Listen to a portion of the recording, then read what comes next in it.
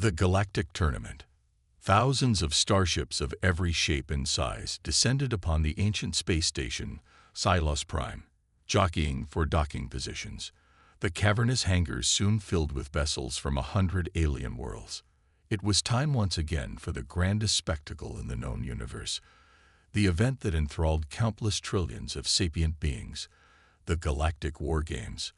Only once per decade did the most powerful spacefaring civilizations gather to compete in this esteemed tournament, each vying to showcase their strategic prowess, martial skill, and technological might. Amidst the bustle of tentacles, proboscises, and ambulatory appendages of a million hues, strode two humans in crisp blue uniform, Commander Jake Wildcard Savage and his first officer, Jessica Phoenix Drake. The entire space station seemed to pause for a heartbeat, gawking at the fleshy bipeds in their midst. While humanity had made their presence known in the galactic scene for several decades now, this marked the first time they had been invited to compete in the illustrious War Games. As the newest associate members of the Galactic Alliance, Earth had finally earned a position in the tournament, but the other starfaring powers remained deeply skeptical. "They are so soft and squishy," muttered a gelatinous Cyphorian as the human pair passed by. "What good are they without armored scales or regenerative ichor? I hear their ships still use primitive chemical rockets," buzzed a chitinous Kazakh warrior. "Ugly, inefficient, and explosive. How quaint." Savage and Drake stoically ignored the susurrus of alienating comments, well used to such rhetoric. They strode into the grand atrium where the pre-tournament ceremonies were getting underway. An obscenely tentacled master of ceremonies undulated to the central podium. "Welcome, esteemed sentients, to the 374th Galactic War Games. We have an exciting lineup of civilizations competing in this decade's tournament, each one bringing their unique capabilities to the table. Reigning supreme as the ultimate champions for the last 4 tournaments, we have the indomitable Zorgax Imperium." The crowd erupted into cheers as a cadre of hulking, spiky Zorgax warriors stomped forward, bearing aloft fluttering banners festooned with the gory skulls of their vanquished foes. The MC continued introducing the other contenders, each alien delegation preening or posturing as they were named, reveling in the tournament's pomp and circumstance. And finally, joining us for the first time, the newcomers from Terra, the Human Expeditionary Force. A smattering of tepid applause and a few guttural chortles greeted Savage, Drake, and their team as they stepped forward. Several aliens murmured wagers on how quickly the fragile humans would be eliminated from the games. "Terrans," the MC said, "your species is by far the most junior to compete in these time-honored games, and some would say you are out of your league. What would you say to those who question humanity's readiness to face the Galactic Alliance's greatest military powers?" Savage stepped forward, spine straight and eyes glinting with fierce determination behind his pressure helmet's visor. "We may be new to the galactic stage," he declared, the atrium's translator sending his words to the varied auditory receptors of those assembled. "But never underestimate humanity's grit, daring, and sheer stubborn persistence. We'll prove our worth through our actions, not posturing." The human commander's bold words were met with scattered laughter and derisive subvocalized clicks. The Zorgax war leader in particular glowered at the upstart human with murderous red compound eyes. As the opening ceremony concluded and the gathered sapients dispersed to prepare their ships and equipment for the first round, few gave more than a passing thought to the small human contingent and their pitifully tiny fleet of converted freighters and repurposed asteroid miners. But Jake Wildcard Savage wore a confident grin as he gathered his team.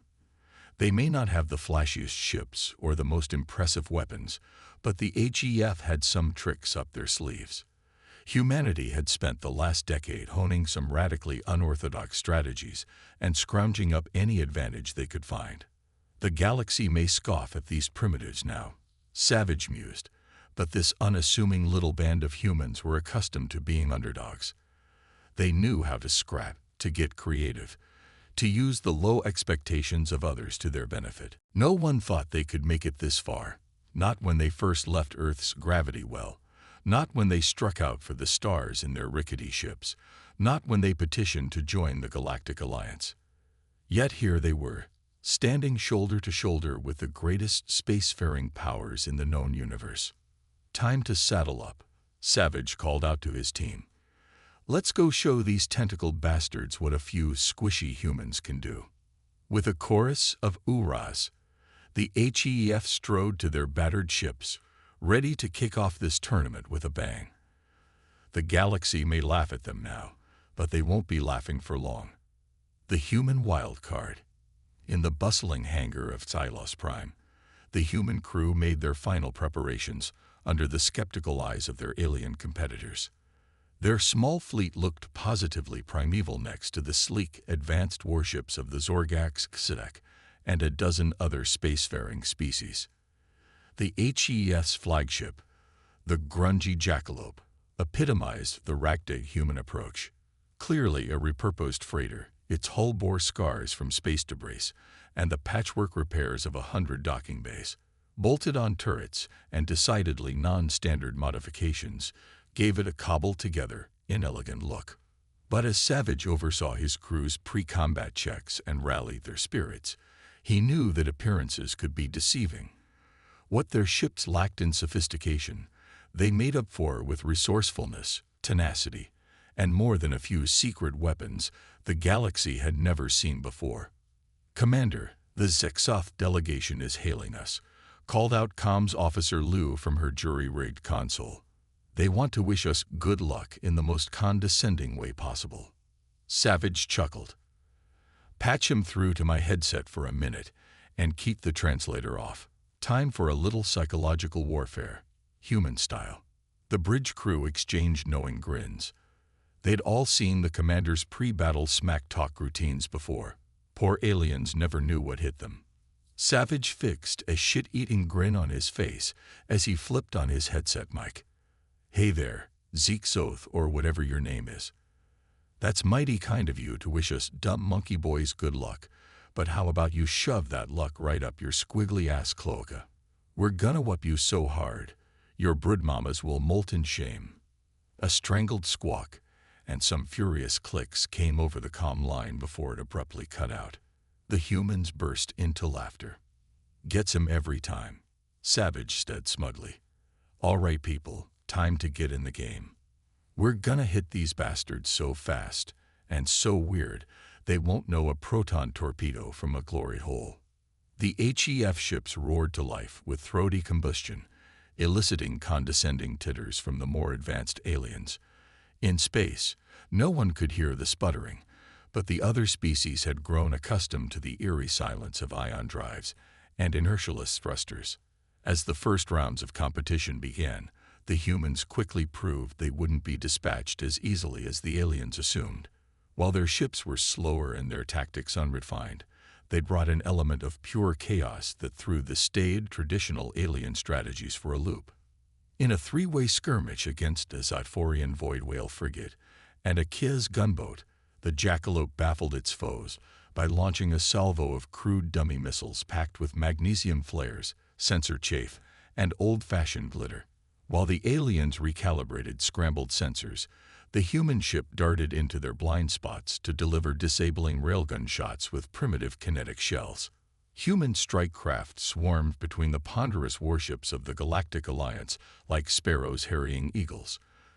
Drones cobbled together from scavenged astromech units buzzed in kamikaze runs, physical and electronic chaff fouling targeting systems. The crew of the Kizak dreadnought Zukurt's Krixi found their computers overloaded with absurd demands to play tic-tac-toe, an oddly infectious rhythm the humans identified as Cuban Pete, and 3 zettabytes worth of cat holovids. But perhaps the greatest asset in the human arsenal was their sheer bloody-minded stubbornness. As the tournament wore on, and the challenges grew more grueling, many of the more civilized alien crews faltered in the face of fatigue or equipment malfunctions. But the humans just grit their teeth, rebuilt damaged components out of scrap, and quaffed truly alarming amounts of a foul black beverage they called coffee. Savage himself led a near-suicidal boarding action onto the Kia's flagship, Resplendent Quasar, after both ships had been crippled in a drawn-out slugging match. Clad in battered old pressure suits painted with leering shark mouths, the human Marines jetted through hard vacuum, with an antique combustion-powered Gatling gun as their only heavy weapon. Caught off guard by the brazen frontal assault, the Kia's naval master was in the process of ritually disemboweling himself in shame when Savage kicked in the door to the Resplendent Quasar's bridge. Pointing a rifle at the incredulous naval master, the human commander flashed a devil-may-care grin. "Wouldn't do that if I were you, boss. I hear entrails are a real bitch to clean out of the air filters." As the tournament wore on and upset after human upset dominated the silo's sportscasts, the name Wildcard Savage took on new meaning. Granted, sometimes the humans' wild gambles backfired spectacularly, like when a jury-rigged EMP device ended up knocking out the Jackalope's own systems right as they charged headlong at a Zorgax cruiser. But even as they limped away trailing atmosphere and pride, the humans always had another trick up their sleeves. The galaxy's pundits and bookies scrambled to make sense of the humans' improbable run to the quarter and semifinal rounds. They simply fight like they have nothing to lose, one flustered Sarth-K analyst sputtered into its facial tentacles. "We've never seen tactics like these before. It's barbaric." But even as the humans racked up wins through grit, creative engineering, and sheer audacity, the looming specter of the Zorgax Imperium and their 5-time champion Warfleet cast a pall over the human celebration. There are only so many dirty tricks you can pull on a species that eats dirty tricks for breakfast, and the Zorgax looked hungry. "Tighten that ovipositor, Wildcard," Squadron Commander Drake growled after a rough firefight left her strike craft missing a tenth of their wings. "You got us this far with spit and baling wire, but it'll take more than moxie to dethrone the big bad Zorgax. Or do you happen to have an industrial replicator tucked into those rugged buns of yours?" Savage just flashed her a cocky grin and tweaked the end of his aquiline nose. "Don't you worry about my buns, missy. The Zorgax may eat dirty tricks for breakfast, but I have a few recipes for disaster those spiky bastards ain't never tasted before." Adaptability and unpredictability. As the tournament progressed, the Galactic War Games lived up to their name, challenging the contestants with grueling feats of martial prowess, tactical acumen, and sheer guts across a dizzying array of battlefields. From the airless, crater-pocked surface of a dead moon to the roiling acid storms of Giskrux Prime, warriors of 100 worlds clashed in an epic display of combat across the stars. But while the environments change, one constant swiftly emerge: the sheer bloody-minded unpredictability of the human fighters. In every scenario, against every foe, the HEF consistently defied expectations with tactics and strategies the galaxy had never seen. During an underwater chariot race through the methane seas of Xyloth, a squadron of sleek Kez and Sarth-K submersibles suddenly found themselves ambushed by a battered old human ore hauler that had been quietly rusting on the seafloor. As the Kez and Sarth-K traded fire, the human junker sub suddenly split open, disgorging a swarm of armored deep-sea divers. Whooping and hollering through their rebrothers, the humans slapped magnetic mines on the racers' hulls as they jetted past. In the chaos of the exploding chariots, the clunky human sub had vanished into the murky depths, leaving behind nothing but confusion and curses. In a grueling test of endurance across the Kazakh bonelands, a desolate desert where silicon-based organisms slowly petrified under the glare of a red giant sun, the humans did the unthinkable. They abandoned their vehicles altogether.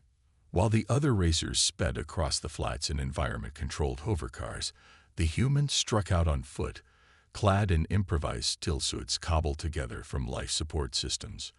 Braving searing heat, radiation, and the occasional pack of predatory sand wraiths, the humans hoofed it across the wastelands with grit, ingenuity, and more than a few good old-fashioned Terran hiking songs. They rolled into the finishing encampment, sunburnt and sand-scored, just as the Zorgax and Zephyrian teams finally limped across the line, their hovercars choked with silicon dust. But perhaps nothing exemplified humanity's sheer audacity like the infamous bait-and-switch pulled during the Void battle above Hermkex. The combined battle fleets of a dozen worlds had massed for a full-scale, no-holds-barred fleet action, the kind of grand capital ship battle romanticized in space operas galaxy-wide. But when the shooting started, the human warships didn't even engage. They just turned tail and fled, leaving their allies dumbfounded. The confusion only grew as the human warships led their pursuers on a merry chase through an uncharted shoal zone on the fringes of Hermkex's gravity well. With canny use of the planet's magnetosphere and some truly daring interstellar Obrini wave surfing, the humans managed to lure the Zorgax dreadnought and its battle-scarred Kizak and Kez escorts into the treacherous shoals. Suddenly, an entire hidden human fleet dropped out of Starskim on the far side of the planet, catching the combined Zorgax task force in a hammer and anvil pincer with the fleeing human bait ships. Trapped by the gravity well and the unexpected reinforcements, the Zorgax and their allies found themselves on the back foot, fighting for their lives as the humans swarmed them from all sides. The battle raged for a full Hermkex's rotation as the human fleet turned the planet's orbitals into a shooting gallery. Zorgax torpedoes dueled with improvised human weapons like the infamous fork-in-the-socket pulse mines and kit-bashed viral logic bombs that sent shivers through the Allied ship's source code. At one point, the humans even beamed over ancient Terran TV broadcasts to the Kazakh flagship's view screens, subjecting the insectoids to a demoralizing marathon of keeping up with the Kardashians. When the void finally cleared, the Zorgax dreadnought limped away trailing crystallized atmosphere and the blackened husks of its escort battlecruisers. The humans had not only survived the massive fleet engagement, but thrived, cementing their place in the tournament's final rounds to come. In the aftermath of the Hermkex's bait-and-switch, the Galactic pundits struggled to make sense of the upset. Are the humans really so backwards that they've never heard of the Zorpian Gambit or Maneuver 67, Strist? One particularly flustered Zyphorian analyst gurgled into its facial jelly. Or are they some kind of four-dimensional chess savants operating on a level we can't even comprehend? Interlude. Other alien species start studying humans to try to figure them out. In the stands of the Xylos Coliseum and the strategic studies Think Globules of 100 Worlds, a new trend emerged: humanology. The galaxy's finest minds turned the tools of science and sophistry on this strange new variable in the calculus of conquest. Behavioral scientists picked apart comm records and battle footage, trying to discern patterns in the apparently discordant antics of Wildcard Savage and his ilk. Biopsychosophical profilers sought answers in the strange neurochemical soup sloshing behind those beady simian eyes. Xenomathematicians extrapolated wildly from the limited datasets, speculating on the sociocultural pressures that could produce such an unorthodox mindset. But even the most brilliant minds in the galaxy couldn't quite wrap their lobes, tendrils, or grasping pedipalps around the human psyche. Their models crashed, their simulations devolved into chaotic noise, and their finely tuned predictive algorithms simply shrugged their ephemeral shoulders. One might as well try to mathematically model a tropical storm, or quantify the dreams of a Zarthian glass dolphin, lamented one Herimsian supercomputer, its blinking diodes drooping in existential despair. And yet, even as the established powers of the galactic scene grappled with this perplexing new player on the field, whispers spread through the tournament of discontent among the lesser spacefaring entities. In furtive data swaps and quantum-encrypted forums, minor species and protectorates grumbled that perhaps the humans weren't so strange after all. Perhaps they represented an alternate path to the stars, an average Joe approach more attainable than the grand military-industrial complexes of the Zorgax or Kez. After all, if a bunch of jacked-up primates from some backwater world could give the galaxy's finest a run for their credits through guts, gumption, and unconventional thinking, who's to say a scrappy Vizurm take hivehold or a no-name NXNX birdplan couldn't pull off the same. By this point in the tournament, the humans had proven themselves more than just a novelty or a spot of comic relief. The expeditionary force and its willed cardways had inadvertently shown the galaxy that perhaps there was more than one way to fight amongst the stars. As the Galactic War Games entered its final rounds, with only the battle-hardened veterans still in the running, it seemed like the entire cosmos had fixed its myriad eyes, eye stalks, and photosensory organs on the HEF's unlikely heroes, not just for the sheer spectacle of their antics, but for the promise of what their victories might portend for the future of this little corner of the universe. The indomitable human spirit. As the Galactic War Games entered their final grueling rounds, the stakes rose higher than a Xylothian spineship's gravity bill. The cream of the galactic crop clashed in a series of ever more daunting challenges, each designed to push the contestants to their mental, physical, and technological breaking points. And none put the survivors through the ringer quite like the infamous Kazakh Gauntlet. Devised by the galaxy's most sadistic game theorists, the gauntlet was billed as the ultimate test of a species' fitness to thrive in the cold, uncaring void. Part obstacle course, part wilderness survival challenge, and part psych evaluation from hell, the Kazakh Gauntlet had been known to break hardened warriors, crush starship alloys, and even drive a few unstable AIs to teary-eyed rampancy. The task was deceptively simple: navigate from one end of a hazard-strewn space hulk to the other, using nothing but your wits, your weapons, and whatever you can scavenge along the way. But this was no mere abandoned wreck or asteroid base. The Kazakh Gauntlet made its home in the carcass of a Zarthian world eater, a continent-sized bioship feared across the galaxy in aeons past. Within the world eater's guts, the Kazakh had seeded a macabre garden of horrors. Gravity inversions, techno-organic beasts, and psychic anomalies that preyed on each species' darkest fears. The once mighty Zorgak squad tore each other to shreds after being subjected to a mind flayer's projected visions. The premier Kaz assault team had to be forcibly extracted after half of them devolved into chittering madness, while traversing a temporal inversion bubble. And now, only the human strike force remained. Commander Savage grimaced as his team assembled at the Gauntlet's gaping entry maw, a cavern of twisted metal and pulsing xenoflesh. They were bruised, battered, and down to their last few drums of caffeine pills, but the fire of determination still gleamed in their eyes. "I ain't gonna lie to you, folks," Savage growled. "This is gonna get uglier than a Harimzian's backside after Taco Tuesday, but you know what we're fighting for. Not just our lives, or the glory of dear old Terra. We're fighting to show these snaky bastards that you don't need 5 assholes and a quantum supercomputer to make it in this big bad galaxy of ours." The battered Marines and fighter jocks nodded solemnly, their mismatched pressure suits and jury-rigged weapons held together with little more than duct tape and desperate prayers. But they'd come this far on a wing and a prayer, and by God, they'd ride that contrail all the way to the top. As they plunged into the Gauntlet's neon-lit innards, the humans immediately found themselves beset on all sides. Screeching techno-organic monstrosities clawed at their faceplates, while localized gravity wells sent them tumbling in nauseous arcs.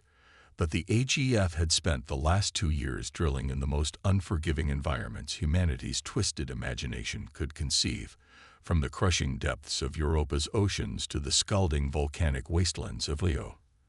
They pushed forward, sealing breaches with space tape, and blasting back beasts with improvised shotgun shells packed with magnetized cutlery. But no amount of training or creativity could fully prepare them for the horrors the Kazakh had devised. In a twisted gallery of flesh and force fields, the strike team found themselves confronted with nightmarish visions plucked from their own subconscious fears. Lieutenant Quan faced down a squadron of shrieking, accusing ghosts, the crewmates whose lives he'd traded for cold, hard necessity on a dozen battlefields. Corporal Vasquez wept as visions of her children starved and sickened, an inexorable toll exacted by the uncaring void. And Savage, Savage found himself staring down the sum of all his doubts and fears, manifest in the mocking, superior grins of 1,000 imagined alien generals and admirals. Here, in the heart of the gauntlet, his every insecurity laid bare. He suddenly felt very small and very foolish indeed. Who was he kidding, thinking he could lead humanity to glory against the assembled might of the cosmos? He was just one man, a stubborn, thick-headed ape in a pressure suit, tilting at the windmills of a galaxy that had long since passed him by. As despair threatened to overwhelm the commander, a shout cut through the chorus of psychic horrors. "On your feet, Wildcard! Since when do you let these squidgy bastards into your head?" Savage looked up into the blazing eyes of Squadron Commander Jessica Drake. She was limping, her flight suit torn and stained with blood and hydraulic fluid, but her indomitable spirit burned bright as a supernova. "You can't seriously be buying what these overgrown crabcakes are selling," she snarled, gesturing at the mental phantasms with her scorched blaster rifle. "We've come too far and kicked too much alien ass to start believing their hype now." Drake reached down and roughly hauled Savage to his feet, her grip as unyielding as an asteroid's surface. "This is what they don't get, boss. What they'll never understand about us humans. We don't give up, and we don't back down, no matter how loud the universe screams in our faces that we're not good enough." All around them, the human strike team stirred, Drake's words kindling a fire in their battered bodies and weary souls. Slowly, painfully, they rise, clutching their weapons in white-knuckled grips as the nightmares flickered and recoiled. "We're the stubborn Sansaviches who clawed our way up from the caves and grasslands," Drake roared. "We're the crazy bastards who looked up at the stars and said, 'I'm gonna go there, and I'm gonna beat the ever-loving shit out of whatever I find.' We are human." Savage felt power and purpose surging through his veins like a shot of triple distilled espresso. He lifted his chin and stared down the phantasms wearing alien sneers, baring his teeth in defiance. "You're goddamned right we are," he growled. "Now let's show these tentacled turkeys what happens when you piss off a pack of evolved apes with rifles." As one, the humans roared their defiance, a sound that shook the twisted halls of the Kazakh gauntlet to its foundations.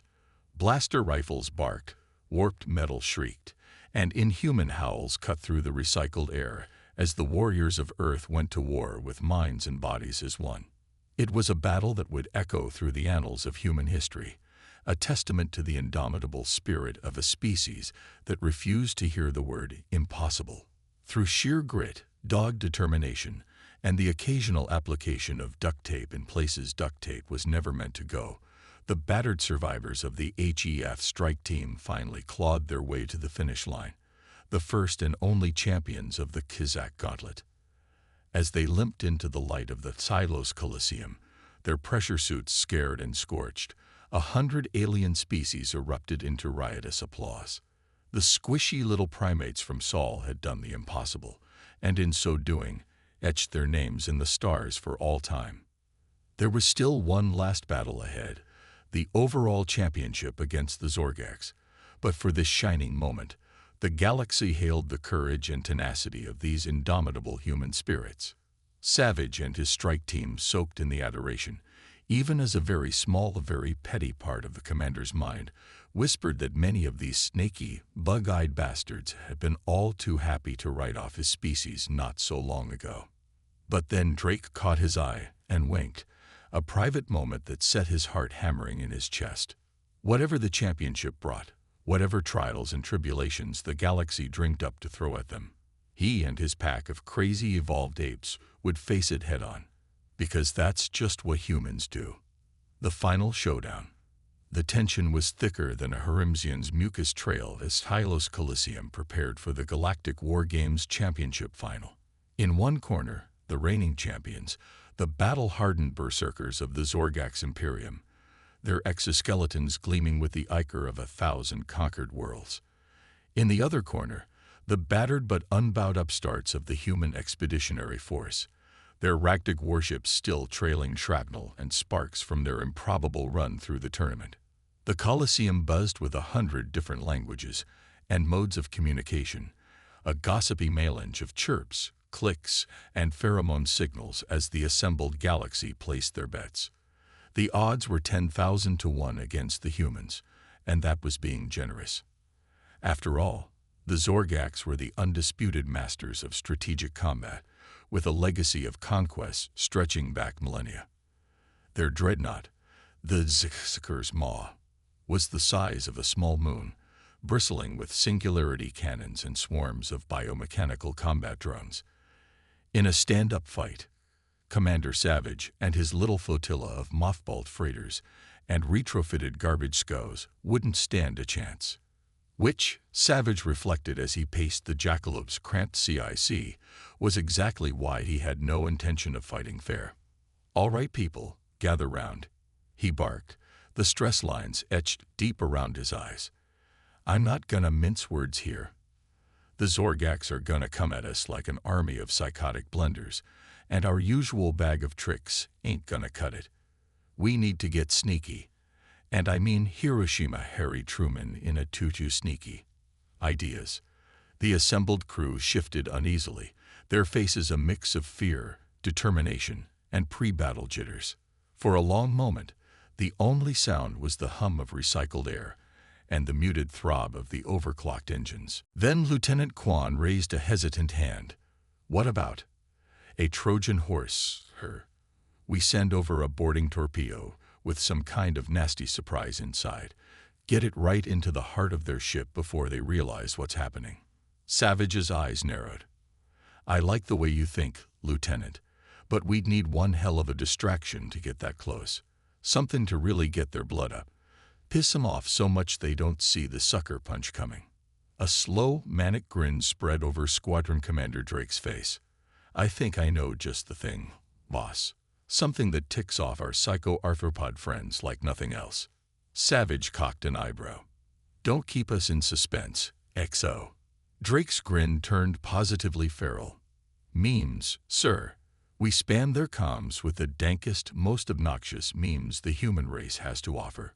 Flood their battlenet with shitposts until they're frothing with rage and too busy spurging out to notice the real attack."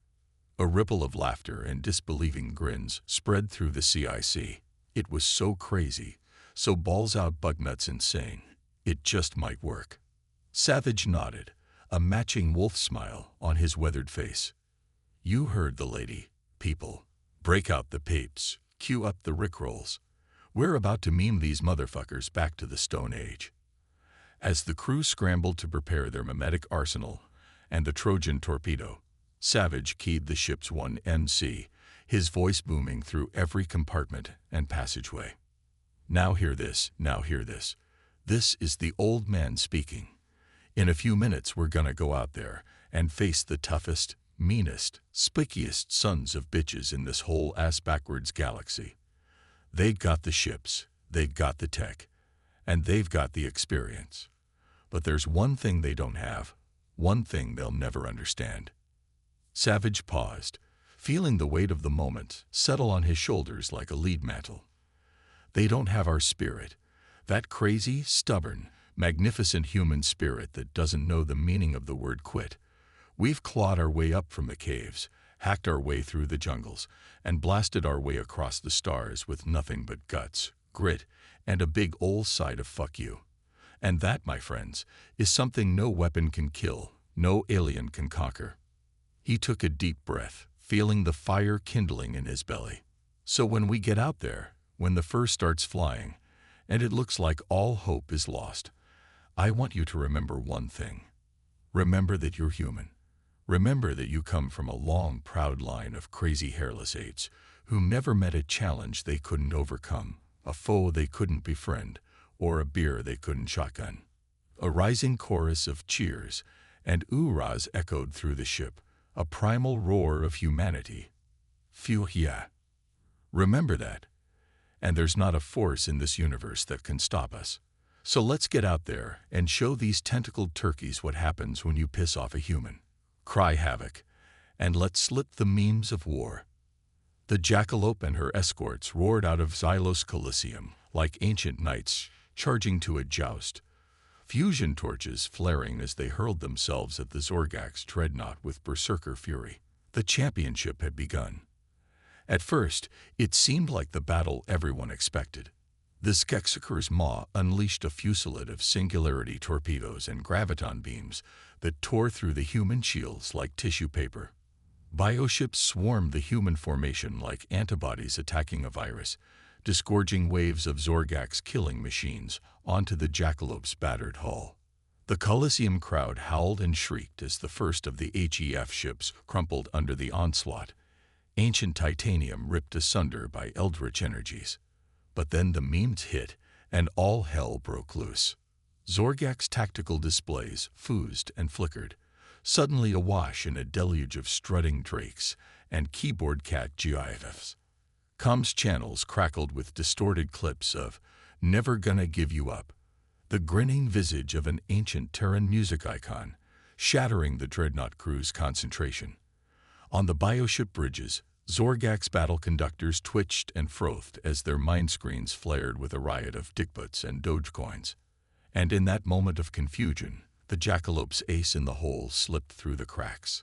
A single battered freighter, ignored in the chaos of the mimetic onslaught, slammed into the Skeksuker's maw's flank with calculated abandon.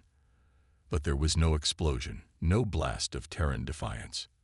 For a heartbeat, the Zorgaks merely tensed, waiting for the futile detonation. And then the laughter began. High and eerie, pattering and skittering and echoing through the dreadnought's pulsing halls, a sound that even the most jaded Zorgaks veteran felt in their guts. The freighter's hull plates blew open, disgorging a wave of small, furry shapes into the maw's innards. Savage had always been fascinated by the ancient Egyptian tactic of unleashing cats onto the decks of enemy ships to spread confusion and terror. Now, he'd gone one better. As the tide of capering, cackling marmosets spread through the Zorgak's dreadnought like a furry plague, everything descended into pure, unadulterated chaos. Zorgak's warriors, brave in the face of any danger the galaxy had ever conceived, broke and ran before the onslaught of jabbering, poo-flinging primates. Damage control parties stumbled through clouds of blinding marmoset musk, firing wildly as the little beasts swung from cable conduits and scrambled over instrument panels. In the engine decks, a clan of hyper-caffeinated monkeys jacked into the coffee rations rerouted emergency power to the life support hydroponic gardens, flooding the bioship with pungent Scrollian slangweed spores. And at the center of it all, a grizzled silverback gorilla in battle armor waded through the chaos, belting out Gilbert and Sullivan as he lobbed stun grenades with aplomb. By the time the Zorgaks got their shit together and began purging the ship of its simian infestation, the damage had been done. With the dreadnought's shields and combat systems in disarray, the battered remains of the HEF fleet pressed their advantage, pounding the mighty warship with an arsenal of improvised weapons. Supercharged axe-body spray canisters burned through the bioship's chitinous hull like thermite. A boarding shuttle loaded with experimental strains of athlete's foot fungus was beamed directly into the maw's engineering spaces with horrific results. And in a final masterstroke, Savage had the Jackalope's fabbers print out 100,000 plastic lawn flamingos, each one stuffed with old-fashioned C4 and wrapped in a layer of duct tape, painted hot pink, and EETA Dick. The Flamingo Fiesta bombardment was the final coffin nail for the once mighty Zorgak's dreadnought. Reeling from the mimetic onslaught, the primate blitzkrieg, and the sheer psychological trauma of witnessing a 30th-generation unspeakable class bioship shredded by pink plastic waterfowl, the Skeksuker's maw at last yielded the field, combat tendrils curling inward in the universally recognized gesture of Fuquake. "This is noise, I am out." As the Zorgak's juggernaut limped out of the combat zone trailing Ichor and traumatized marmosets, the Terran fleet sailed triumphant through the Silos Colosseum, the glittering shards of destroyed lawn flamingos trailing in their wake like mutant pixie dust. Savage slumped back in his crash couch, every muscle aching, every fiber of his being suffused with the bone-deep knowledge that once again he and his band of glorious lunatics had achieved the impossible. They had done what no one in the galaxy thought they could. They had brought the Zorgax Empire, the greatest military power in the known universe, to its many and various knees through sheer grit, audacity, and a fuckton of imported monkeys. Humanity had not just made its mark on the great stage of the cosmos. It had kicked down the doors, spiked the punch bowl, and danced a merry jig atop the smoking ruins of every alien's preconceived notions. As the bedraggled survivors of the HEF gathered in the Jackalopes CIC, they shared tearful embraces, hearty backslaps, and more than a few sloppy post-battle makeouts. They had been through hell together, and come out the other side stronger, wiser, and infinitely more prepared to deal with any hairy situation the universe threw at them. "I gotta hand it to you, wildcard," Drake said, her grin threatening to split her face in half. "When you said we were gonna fight crazy with crazy, you weren't fucking around." Savage just shrugged, a twinkle in his eye. "What can I say? Sometimes you gotta embrace the madness. Keeps the bastards guessing." As the battered human fleet limped into Xylos Coliseum's Victory Bay, 1,000 alien species erupted into raucous applause, their cries of adulation seasoned with more than a little shell-shocked disbelief. It was a moment that would go down in galactic history, the ultimate underdog triumph, the stuff of legends and epic ballads, and at least one incredibly ill-advised full-immersion simstim. But for the men and women of the Human Expeditionary Force, it was just another day on the job, another impossible problem solved with a heaping helping of human ingenuity, raw guts, and weapons-grade moxie. As Savage and his crew strode down the Jackalopes landing ramp to bask in the adulations of a very confused galaxy, a single thought crystallized in the old warrior's mind, an absolute truth that would serve humanity well as they took their place among the stars. No matter what the universe threw at them, no matter how many tentacled, chitinous, or extra-dimensionally endowed foes stood in their way, Homo sapiens would always find a way to flip the script, kick reason to the curb, and unleash the kind of batshit, bug-eyed lunacy it could only originate in one place, a pale blue dot spinning through the cosmos, populated by a bunch of crazy hairless apes who never met a problem they couldn't solve with a little duct tape, a lot of heart, and a whole fuckton of humanity. Fuck yeah. Redefining the game. In the aftermath of the championship final, the galaxy struggled to come to terms with what they had just witnessed. The greatest military power in the known universe, humbled by a bunch of upstart primates with a seemingly endless bag of dirty tricks and psychological fuckery. It defied belief, spat in the face of 1,000 cycles of established military doctrine. And yet, the proof was right there, splashed across every holoscreen and datasphere from Xylos to the galactic rim. The mighty Zorgax, fleeing before a tide of insane monkeys and plastic waterfowl. The invincible Skeksakur's maw, brought low by dank memes and weaponized fungus. It was incomprehensible, inconceivable, absolutely fucking hilarious. As the initial shock wore off, a new emotion began to sweep through the assembled alien throngs, a strange, unfamiliar feeling that started as a tingle in the guts and built to a full-body quiver of delight. Schadenfreude, the perverse joy of watching the high and mighty brought low, of seeing the Imperium that had terrorized the galaxy for generations running like little chitinous bitches from a pack of poo-flinging primates. Soon, the Xylos Coliseum was echoing with a cacophony of alien laughter, a riotous harmony of clicks, whistles, and pheromone-soaked chortles, as 1,000 species reveled in the Zorgax's humiliation. Tentacles slapped against chitinous thighs, eye stalks wobbled with barely contained glee, and more than a few overcomes were sprayed across the arena as the gathered sentients howled their joy to the uncaring stars. And there, standing tall amidst the chaos, was the architect of the Imperium's downfall. Commander Jake Wildcard Savage, resplendent in his battered pressure armor, a shit-eating grin plastered across his simian face as he basked in the adulations of a grateful galaxy. Savage, Savage, Savage. The crowds chanted, their voices rising in a polyglottal crescendo of pure, unbridled hero worship. Clawed appendages reached out to touch the legendary human's armor, to snag a selfie or maybe just bask in the aura of sheer chutzpah radiating off him like Cherenkov shine. Please, please, you're too kind, Savage laughed, waving off the adoring masses with a gauntleted hand. But deep down, a part of him was relishing this moment, soaking in the vindication like a sponge in a tub of Venusian ambergris.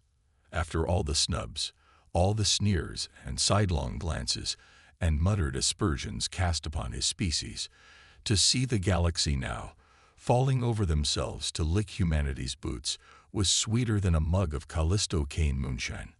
But as the HEF made their way through the cheering crowds toward the championship days, a single discordant note soured the harmony of human triumph. The lone figure standing tall and erect among the hunched and cowering throngs, glaring at Savage with compound eyes that smoldered like the pits of hell. Admiral Skithrax, supreme battle conductor of the Zorgax Imperium.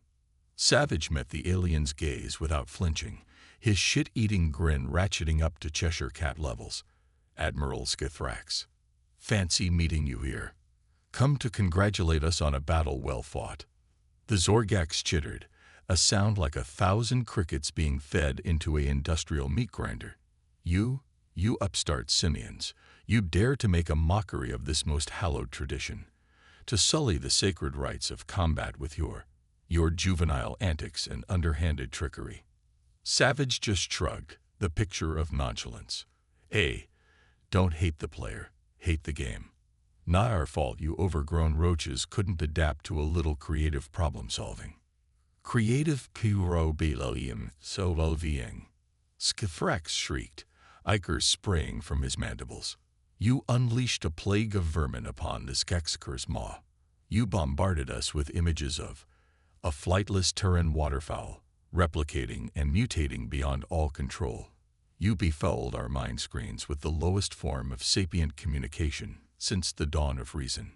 None of this is in the Codex VULCANUS. Ha. Really? Savage mused, rubbing his chin. Guess the Codex needs an update.